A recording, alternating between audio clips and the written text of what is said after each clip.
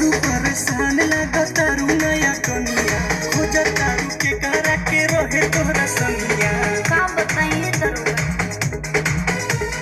बारू परेशान लगा तारू नया कनिया खोजा तारू के करा के रहे तोहरा संगिया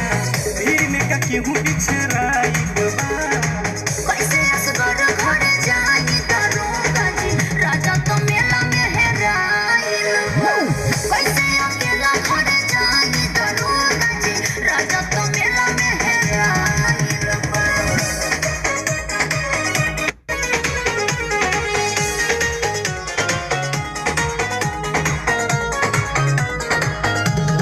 आवत न रहले जबरी हम उनके ले अइनी मैया रानी के शरण में अपन सैया गो बहिनी ए दरोगा जी आवत न रहले जबरी हम उनके ले अइनी